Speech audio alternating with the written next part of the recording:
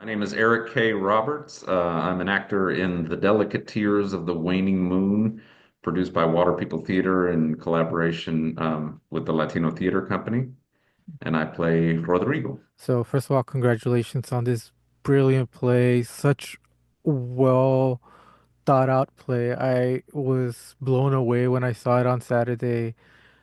For you, what was it about this play that you wanted to be a part of it? I've worked with Water People before on one project in the summer of 2023, Hmm. another two-hander called Northeast Sur. And that was an original piece about a kind of meeting in a purgatorial or liminal space between the American poet Edgar Allan Poe and the Argentine poet Alfonsina Storni. And that project was done. I'm not a native Spanish speaker and Hmm. not, frankly, much of a Spanish speaker. Uh, and all of my lines were in English as Edgar Allan Poe, and all of the character Storni's lines were in Spanish. And it just was a very successful, lovely, uh, peculiar piece. Um, and they invited me back a year later, and I couldn't say no. I really Hmm. knew little about The Delicate Tears of the Waning Moon, except that Rebecca had produced it once before Hmm. in 2019. Uh, and so I trusted Iraida, who had directed Northeast Sur, and Rebecca, who had co-directed Northeast Sur. And I knew that Rebecca had a great reputation as an actor, and I was excited to work with her. Once I read the piece, um, what drew me to it, besides um, the obvious importance of the content Hmm. about journalism and human rights, is that my character plays a kind of therapeutic role. Hmm. I'm, spoiler alert, helping to rehabilitate the character of Paulina, who has Hmm. survived an assassination attempt. And I am a social worker by day. Hmm. In fact, I have been acting for a little over 10 years, but I've been a social worker for over 20 years. And a lot of the qualities uh, contained in my character are qualities that I believe I bring to my real life professional work already. So there was a way for me to play a role that I actually play myself in my daily life, which is a rare opportunity, obviously, in acting. I would have never thought that you didn't speak Spanish because the English Spanish parts of it were very well done. I was gonna talk a little bit about that. I don't see that done much in theater. In movies, it's a little bit different, but in theater, that duality of the languages doesn't happen as much. So, how difficult is it to do that when you're on stage and memorize lines in two different languages? I have some familiarity with Spanish, some Hmm. some familiarity I come by pretty honestly. My grandmother was from Las Palmas in the Canary Islands, and so she was a native Spanish speaker.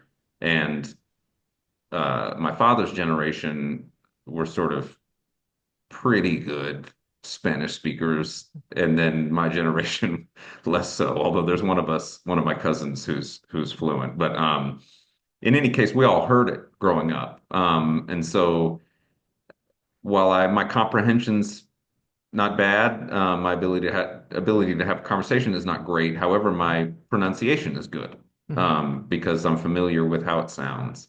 And so once I had the lines that I needed to speak in Spanish, again, there's an authentic aspect to it that I'm privileged to bring to the stage, and it's been a joy. My father got to see it when it was here for Encuentro last year, and he, like I say, has more familiarity with Spanish than I do, and he was quite. I don't know if he was impressed or touched or whatever, but it was a cool thing for him to see. Yes, the play is so impactful. Water People Theater seems to thrive on presenting projects that have an impact for the community.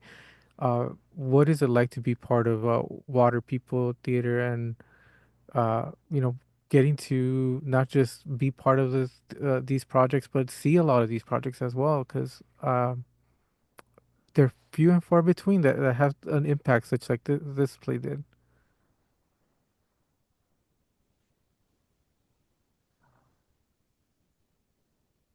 I don't know. Between the two shows that I've done, they're so different, even though they were Hmm. two-handers with a man and a woman. There's clearly a love of poetry, Hmm. I think, that Idaida and Rebecca bring to their projects, for one thing. Um, like I say, a peculiarity or an idiosyncratic quality to the content. As far as they pertain to like what are people's stated mission of kind of supporting human rights and that Hmm. sort of thing, this is the piece that more explicitly Hmm. pertains to that. And we up until pretty recently have taken journalistic speech for granted here in the United Hmm. States. I don't think that we have been subjected to the kinds of pressures and threats traditionally that people in other places have for, reporting, you know, for lack of a better term, the facts. Hmm. And it's something we're becoming more familiar with in the current uh, era or under the current regime, perhaps. But in any case, I think just being a part of this project is just kind of naturally opened my eyes to what that might actually be like. Hmm. Whereas I, had heard about it, of course, in the news over the years. I mean, you can read as many newspapers as you want to, but as soon as you begin to, or not until you begin to embody somebody who has faced this kind of pressure, um, you might not feel it as viscerally. And so I don't know. I'll be changed as a result of it. That's for certain. How that will affect my own actions, remains to be seen. But I definitely have a better sense of what that's like in other places around the world and what that might be like here if we're not careful. Hmm. Definitely. You're such a fantastic actor. I think we start caring about your character almost instantly. You bring such a tenderness to this character. How do you begin to bring that out in a character like this that's so complex because he's also hiding a little bit of remorse and sadness in his character. I'll go back to my own personal experience. I have really all the way up until this piece strongly identified as a character actor. And I like to do accents and, you know, uh, put on kind of self-made guises as characters, all the things that we associate with character actors. And this one requires me to be a little bit more myself. Um, and that was very challenging. Jesus, I'm not going to lie to you. Like when we first started this, when we first um, went on stage, I guess September of last year in Chicago, I will say that the piece was not as strong, or at least my performance was not as strong. Rebecca had done it a bunch of times, and she's an accomplished and very talented actor. So I don't know, I can't speak for her, but for me, it took a number of weeks for me to really, find myself, Mhm. find Rodrigo in me. And it was right there all along because I'm a professional social worker. I work with clients under a kind of duress, for 8 hours a day, 40 hours a week, for 20 years. And as soon as I began to kind of just sit back in that and begin to treat Paulina like somebody whom I've already been, assigned to give that patience and tenderness to, Mhm. then the character became more real. And I pride myself in how I do my job, my day job. So if I'm doing it well in real life and I call on that, then that means I'm doing it well with Paulina and on stage. And from there, it's just a matter of applying the actory, principles to the thing. It, is it more challenging when you have the playwright as your co-star?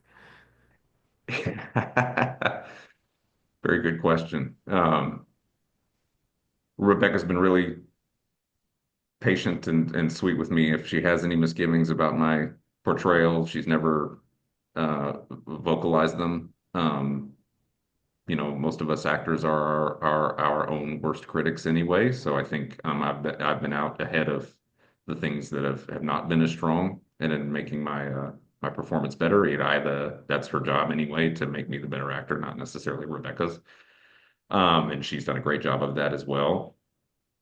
The challenge,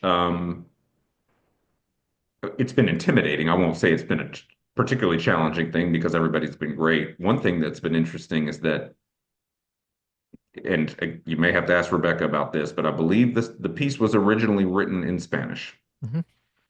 They performed it in English, I think in the original iteration in 2019. And again, don't quote me on this.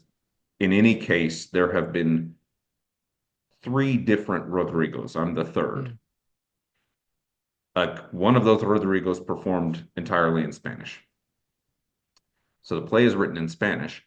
When it was brought to me, I felt compelled to fool with the language a little bit or tweak the language a little bit to reflect more how an American might say certain things, and Hmm. particularly, or how I might say certain things, in particular, what comes naturally to me. And so some of the language has my own flavor in it, right? I mean, I'm just my rough translation or my kind of translation of the English translation already, or my perhaps I won't say improving necessarily, but catering the English Hmm. translation to my own linguistic or semantic proclivities, if you will. So,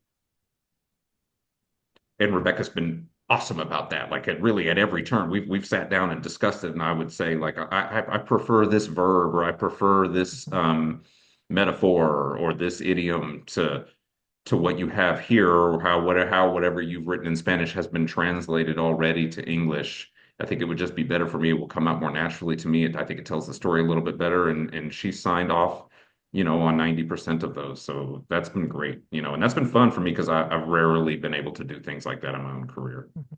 That's awesome. And to talk about the brilliance of you both of you on stage on Saturday night, you guys got a standing ovation. How does that feel? How does, do you feel vindicated or validated for all the hard work when you get a standing ovation for? Yeah, particularly for this piece, like I said earlier, it did not, on our opening night in Chicago back in September of 2024, I did not give my best performance. I was not prepared somehow. I don't know why, because I'd worked hard, but it just wasn't quite there yet. Mhm. And there was a journey involved in making it the piece it is now. Um, a journey unlike any that I've ever experienced. Mhm. So, in fact, this is the most gratifying. The reception, the positive reception that we've gotten, particularly here in Los Angeles in October and this past weekend, has been some of the most gratifying reception of my entire career. I mean, not to put too fine a point on it, but that's a fact. I'm glad that people are receiving it well. Um, I guess for all the reasons I've just described. Absolutely. Awesome. Well, congratulations. It's a brilliant play. You did a spectacular performance. And, thank you very much for taking the time to chat. Jesus, thank you. I appreciate it.